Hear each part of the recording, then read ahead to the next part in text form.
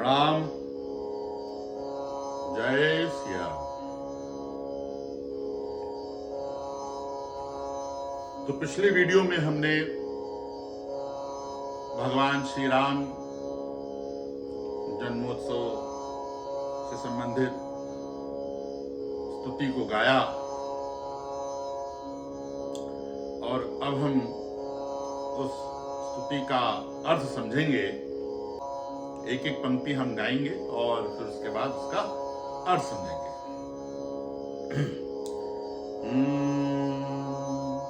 भय प्रगट कृपाला दीन दयाला कौशल्या हितकारी। भय प्रगट कृपाला दीन दयाला, जैसा कि हमने पीछे भगवान विष्णु की स्तुति में भी सुना कि भगवान कृपालु हैं, दीन दयालु हैं, दीनों पर दया करने वाले हैं। तो वही भगवान, वही कृपालु भगवान, वही दीन दयालु भगवान आज प्रकट हुए हैं कौशल्या हितकारी, माता कौशल्या का हित करने के लिए। वही प्रकट कृपाला दीन दयाला कौशल्या हितकारी। हर्षित महतारी मुनिमनहारी अद्भुत रूप विचारी। हर्षित महतारी मुनिमनहारी अद्भुत रूप विचारी। हर्षित महतारी, तो अवधी भाषा में महतारी का अर्थ होता है माँ। तो हर्षित महतारी, माता कौशल्या बहुत खुश हैं, हर्षित हैं। मुनिमनहारी अद्भुत रूप विचारी, माता कौशल्या बहुत प्रसन्न है, बहुत खुश हैं। उस अद्भुत रूप को विचार करके, उसका चिंतन करके, भगवान के उस विराट रूप का चिंतन करके, उस अद्भुत रूप का चिंतन करके माता कौशल्या बहुत प्रसन्न है। वो रूप जो मुनियों के मन को हर लेने वाला है। मुनिमनहारी लोचन अभिरामा तन घन श्यामा निज आयुध भुज चारी। भगवान के उस विराट रूप का वर्णन इस पंक्ति में है कि लोचन अभिरामा, उनके जो नयन हैं, उनके जो आंखें हैं, लोचन अभिरामा, वो लुभावनी है। अभिराम का अर्थ होता है मन भावना, लुभावना। अभिराम एक नाम भी होता है, बहुत लोग अपने बच्चों का नाम रखते हैं अभिराम। तो अभिराम का अर्थ होता है मन भावन, लुभावना। लोचन अभिरामा, बहुत ही लुभावने नयन है उनके। तन घन श्यामा, उनका जो तन है, शरीर है, वो घन श्यामा, घन माने बादल, बादल की तरह श्याम वर्ण का है, बहुत सुंदर है। निज आयुध भुजचारी, और उनके चारों भुजाओं में उनके विशेष आयुध, अस्त्र सुशोभित हैं।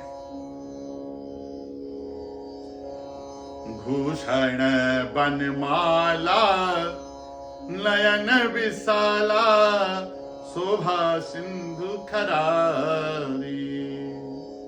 भूषण बनमाला, शरीर पर अनेकानेक आभूषण सुशोभित हैं, बनमाला धारण किए हुए हैं। बनमाला बहुत बड़ी माला होती है, आपने देखा होगा, भगवान विष्णु के गले में सुशोभित होती है। पुष्पों और पत्तों की वो माला बनी होती है। भूषण बनमाला नयन विशाला, बहुत ही बड़े बड़े नेत्र हैं उनके, नयन विशाला। शोभा सिंधु खरारी, और शोभा इतनी कि शोभा के समुद्र हैं। शोभा सिंधु, सिंधु का अर्थ होता है सागर, समुद्र। शोभा सिंधु खरारी, जैसा कि हम जानते हैं कि भगवान श्री राम ने आगे चलकर लंका के राजा रावण के भाई खर का वध किया था। तो शोभा सिंधु खरारी, खरारी का मतलब खर, आरी, आरी मतलब शत्रु। तो खर के शत्रु या खर का नाश करने वाले। भूषण बनमाला नयन विशाला शोभा सिंधु खरारी। कहि दुई कर जोरी अस्तुति तोरी, कहि विधि करऊं अनंता। माता कौशल्या आगे कहती हैं कि कहि दुई कर जोरी, कहती हैं कि दुई कर जोरी, दुई मतलब दो, कर मतलब हाथ, जोड़ी मतलब जोड़े हुए, दोनों हाथ जोड़े हुए। कहि दुई कर जोरी अस्तुति तोरी, कहि विधि करो अनंता, मतलब इन दोनों हाथों को जोड़े हुए हे प्रभु आपकी स्तुति मैं कैसे करूं, क्योंकि आप अनंत हैं। कहि विधि करो अनंता, आप अनंत हैं, कोई अनंत नहीं, आपकी कोई सीमा नहीं है, आप असीमित है, आपका कोई, आप अथाह हैं, विशाल है। आपकी स्तुति आपकी वंदना करूं तो कैसे करूं। अब देखिए, हालांकि भगवान श्री राम पुत्र के रूप में आए हैं, परंतु आते ही उन्होंने विराट रूप दिखा दिया, विराट रूप में प्रकट हो गए हैं, तो माता का भाव थोड़ा सा अलग हो गया है। वो अभी फिलहाल उनको पुत्र के रूप नहीं भगवान के रूप में दिख रही हैं। तो कहते हैं कि कहि दुई कर जोरी अस्तुति तोरी, कहि विधि करऊं अनंता। और आगे है कि माया गुण ज्ञानातीत अमाना,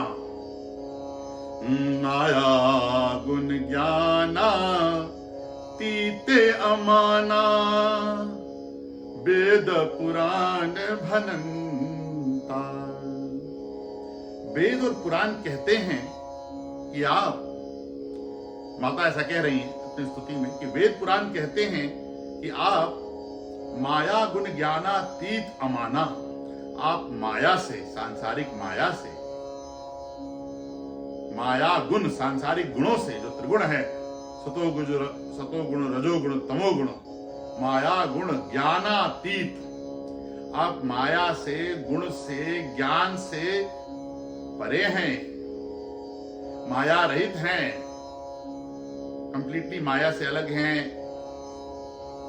आप निर्गुण हैं, आप ज्ञान से समझ से परे हैं। और अंत में बोलता है माया गुण ज्ञानातीत अमाना, आप अमान हैं। अमान का अर्थ क्या होता है? तो देखिए, मान जो होता है, मान का अर्थ होता है वैल्यू या मैग्नीट्यूड। इस संसार में जितने भी पदार्थ होते हैं या सजीव निर्जीव जो भी वस्तुएं होती हैं, सबका कुछ ना कुछ मान होता है। कोई चीज अगर ज्योमेट्रिकल है तो हम कहते हैं इसकी लंबाई इतनी है, चौड़ाई इतनी है, एरिया इतना है, या हम कहते हैं इसका भार इतना है, ये इतने किलो की है, इतने ग्राम की है।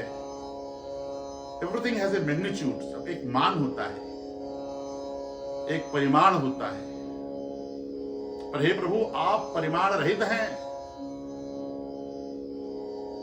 किसी भी परिमाण में, किसी भी मान में आप समा नहीं सकते, इतने विशाल हैं। माया गुण ज्ञानातीत अमाना, वेद पुराण भनंता, ऐसा वेद पुराण कहते हैं। आगे है करुणा सुख सागर, सब गुण आगर, जहि गावहि श्रुति संता। करुणा सुख सागर,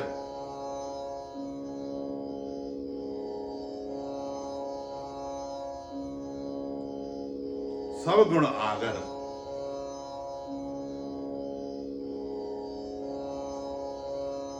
करुणा सुख सागर, सब गुण आगर, जहि गावै श्रुति संता। आप करुणा के यानी कि दया के और सुख के सागर हैं, समुद्र हैं। आपके अंदर अथाह करुणा है, सुखों से भरे हुए हैं, सुखों के धाम हैं, सुखों के सागर हैं आप। ऐसा श्रुतियां और संत लोग गान करते हैं, ऐसा बखान करते हैं।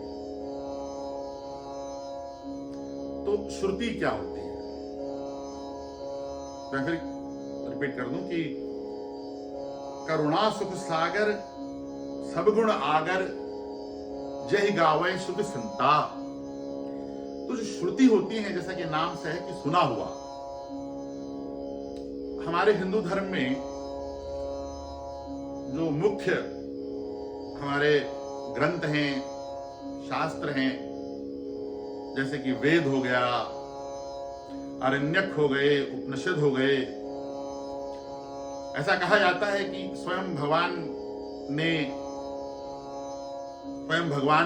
के मुख से ऋषि मुनियों ने, बड़े बड़े ऋषि मुनियों ने वेद, उपनिषद, आरण्यक इन सबको सुना भगवान के मुख से, और उसके बाद आगे अपने संतों को सुनाया मौखिक रूप से, और उसके बाद संतों ने पूरे संसार में इन पवित्र शास्त्रों और ग्रंथों का प्रचार किया। तो इसलिए श्रुति का अर्थ होता है कि हमारे जितने भी सारे मुख्य ग्रंथ हैं, वेद, आरण्यक, उपनिषद इत्यादि, वो सब श्रुति कहलाते हैं। तो वेद जो है वो श्रुति का पार्ट होते हैं। तो पिछले एक वीडियो में मैंने गलती से बोल दिया था कि श्रुति का मतलब वेद होता है, तो ऐसा नहीं है। वेद इज अ सबसेट ऑफ श्रुति। श्रुति में वेद भी आ गया, उपनिषद भी आ गया, आरण्यक भी आ गया, और भी ब्रह्मनास वगैरह ये सब आ गए। तो मैं फिर वो लाइन बोलता हूं जिस लाइन पे हम थे। करुणा सुख सागर सब गुण आगर यही गावे श्रुति संता। तो श्रुतियां और संत कहते हैं कि आप करुणा और सुख के सागर हैं और सब गुण आगर हैं, सर्व गुण, सारे गुणों के भंडार है, धाम है। अभी देखिए थोड़ा कंफ्लिक्ट हो गया है। दूसरी लाइन में पहले बोलते थे कि भाई, जैसे हमने पढ़ा कि माया गुण ज्ञानातीत अमाना, आप गुणों से परे हैं, पर इस लाइन में बोला जा रहा है कि आप गुणों के धाम हैं। तो इसको हम इस तरह से समझते हैं कि हम लोग चाहें तो भगवान के निर्गुण रूप की भी पूजा कर सकते हैं, प्रार्थना कर सकते हैं, ये मान सकते हैं, उनके सगुण रूप को भी मान सकते हैं। भक्ति भावना का होना अत्यंत आवश्यक है। आगे चलते हैं। सोम हित लागी जन अनुरागी भयउ प्रगट श्रीकंता। तो माता कहती हैं कि हे भगवान, हे प्रभु, मेरे हित के लिए, मेरे कल्याण के लिए, मम हित लागी जन अनुरागी, भक्तों को प्रेम देने के लिए, जन का मतलब जनता भी होता है, भक्त भी है, भक्तों को प्रेम देने के लिए, अनुराग देने के लिए, स्नेह देने के लिए, भयउ प्रगट श्रीकंता, हे लक्ष्मीपति, श्री मतलब लक्ष्मी, कंता मतलब स्वामी पति, हे लक्ष्मीपति, आप प्रकट हुए हैं मेरे कल्याण के लिए और भक्तों को स्नेह देने के लिए।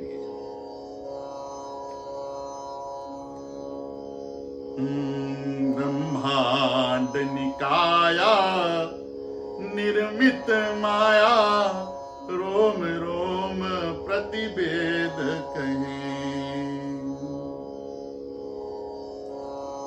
हे प्रभु, देखिए अभी भी माता जी स्तुति कर रही हैं, अभी वो पुत्र भाव जागृत नहीं हुआ है, अभी वो ईश्वर के रूप में भगवान की स्तुति कर रही हैं कि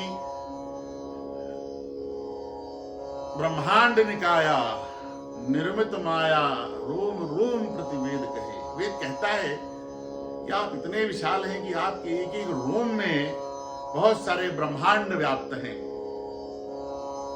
और आप इतने विशाल हैं।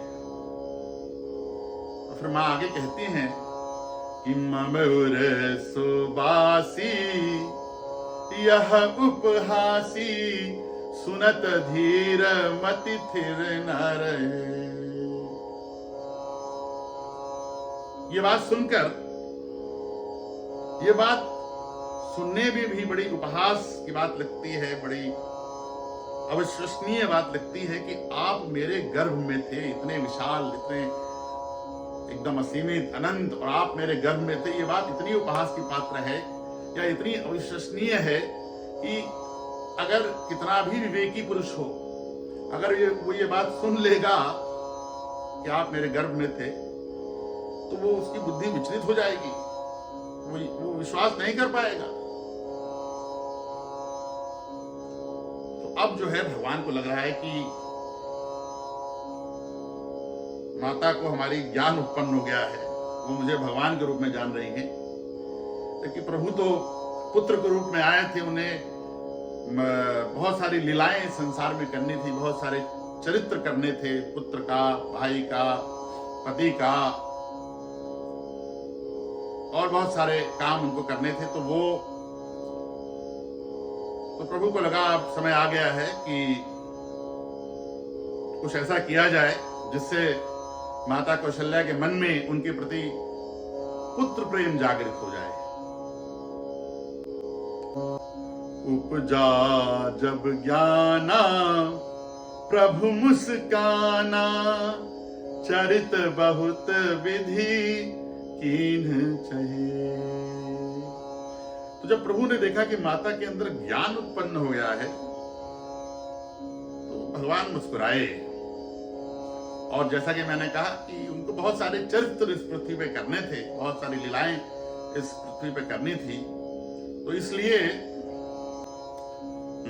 कही कथा सुहाई मातु बुझाई, जही प्रकार सुत प्रेम लहे। उसके बाद प्रभु ने माता कौशल्या को पूर्व जन्म की कथा सुनाई और कहा कि आपके पूर्व जन्मों का फल है कि मैं आपके पुत्र के रूप में पैदा हुआ हूं।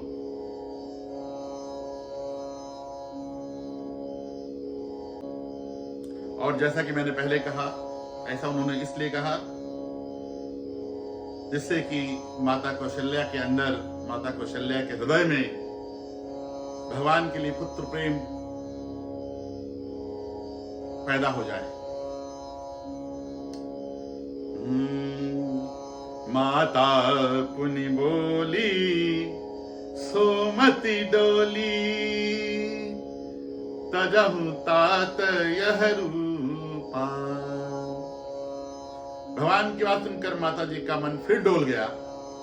उन्होंने कहा, ठीक है हे प्रभु, हे भगवान, इस रूप को त्याग दीजिए,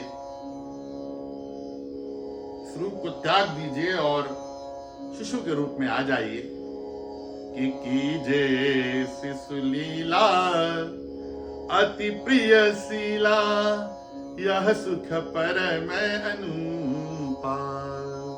कि प्रभु बाल लीला कीजिए, अत्यंत प्रिय बाल लीला कीजिए, क्योंकि एक माँ के लिए इससे अनुपम सुख, इससे ऐसा सुख और कुछ भी नहीं होता अपने पुत्र को बाल लीला करते देखते हुए।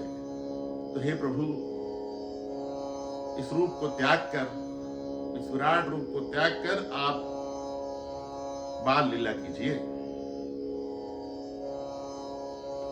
सुनि बचन सुजाना रोदन ठाना, होई बालक सुरभूपा। माता की उस बात को सुनकर भगवान बालक के रूप में आ गए। वो भगवान जो सभी देवताओं के राजा, सभी देवताओं के स्वामी हैं, वो बालक के रूप में आ गए। और बालक के रूप में आते ही उन्होंने रुदन करना प्रारंभ कर दिया, उन्होंने रोना प्रारंभ कर दिया बच्चों की तरह, बालक की तरह। यह चरित जे गावहीं, प्रभु पद पावहीं, सो न पड़ई भवकूपा। यह चरित जे गावहीं, प्रभु पद पावहीं, सो न पड़ई भवकूपा। जो इस चरित्र का गान करते हैं, जो भगवान श्री राम के जन्म के इस पावन चरित्र का गान करते हैं, वे प्रभु के परम पद को प्राप्त करते हैं। और भवसागर के चक्कर में नहीं पड़ते और अंत में उन्हें मोक्ष की प्राप्ति होती है। जय श्री राम, जय श्री राम, जय श्री राम। बहुत बहुत धन्यवाद आपका, बहुत बहुत धन्यवाद। जय श्री राम।